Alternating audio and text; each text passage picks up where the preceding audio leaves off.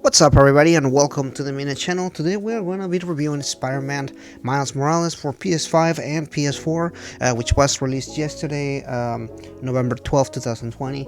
And the game is not too long. And before we even start with everything here, it took me about 10 hours to beat the game with some side quests. I didn't do much of that, and then I did side quests after that, so I put maybe about 13 hours into the game. And it's a really good game, so let's go ahead and check this out. We're going to start with the story, and one of the best things about this game is this game really just picks up exactly where the previous game left off, which is good because that way you can kind of get a feel for what's going on based on previous events, and then you get the story of Miles Morales and what's going on about him.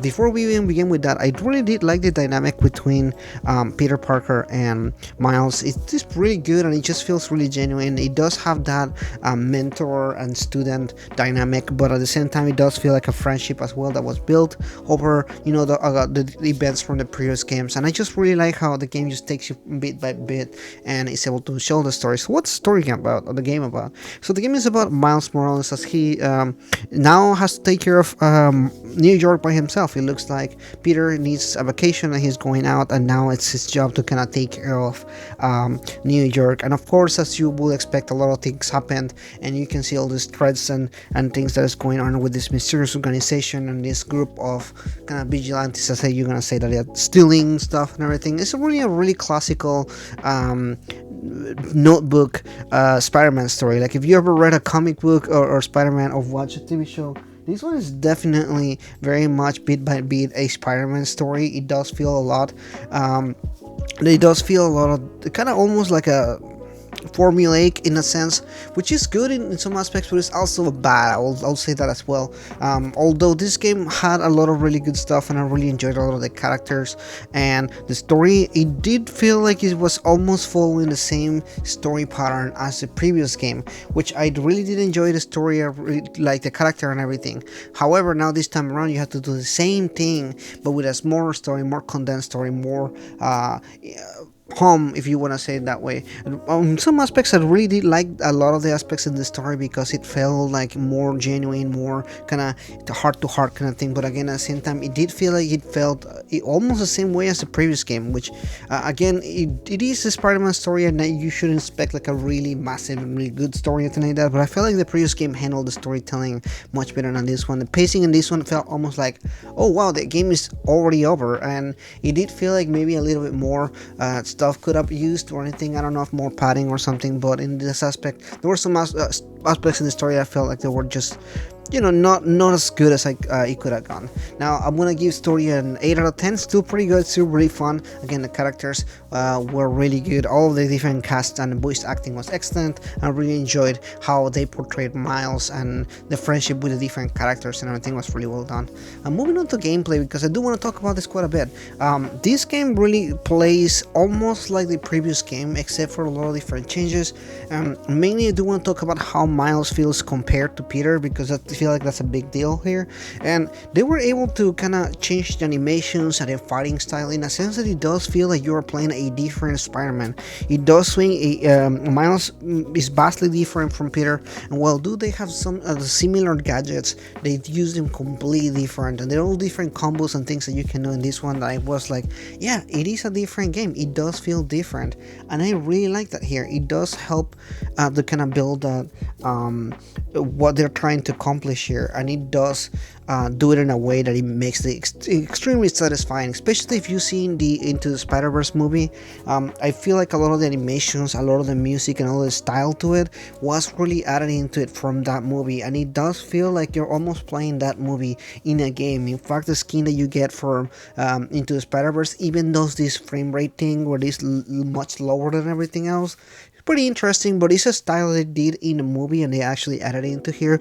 I thought it was fascinating. I thought it was really cool.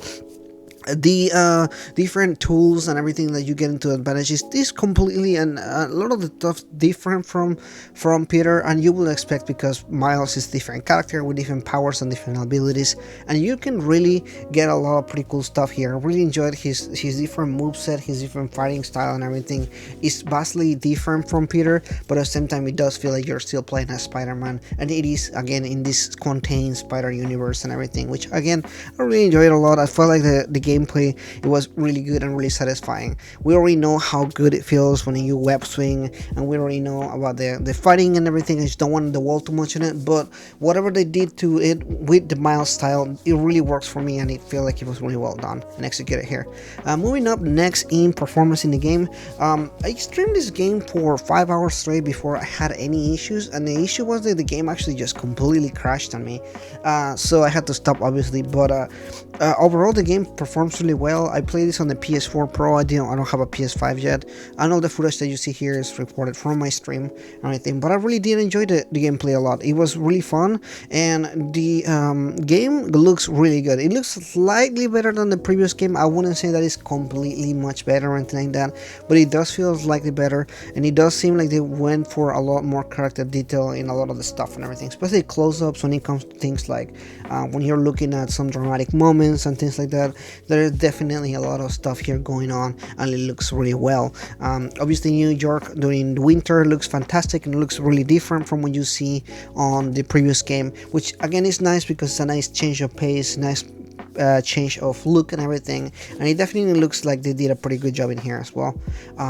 Now besides the looks, we also want to talk about the sound here, because the sound is really good actually.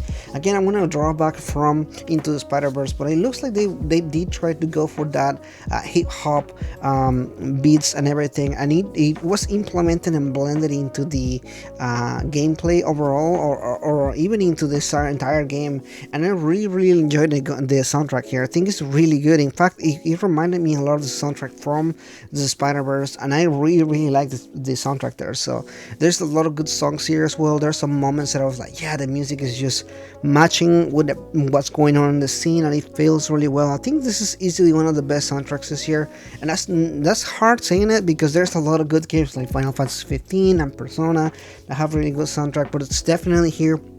It's also good stuff when it comes to the soundtrack, and the music is really well done. Overall, this is a really fun game, guys. If you're interested or looking into playing another Spider-Man game, this is definitely doing it. If you're a fan of Miles Morales, you're going to love this game. This is definitely put in mind with fans. They definitely have a lot of ideas in here, and if you're again a Miles Morales fan or a Spider-Man fan, you're definitely going to enjoy this game.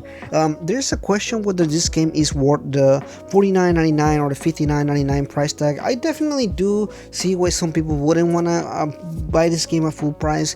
It is a much smaller game than some other games, but again, there are some games like Resident Evil that are about the same length, and people will definitely pay for that. So there's a lot of replayability here. There's a new game plus mode which I'm playing through right now, and there's a lot of quests, a lot of unlockables, there's a lot of suits, there's all this different stuff from the previous Spider-Man here, and there's definitely a lot of things to do. So if you're looking to waste more time, 12 hours is what I spent with some quest and story.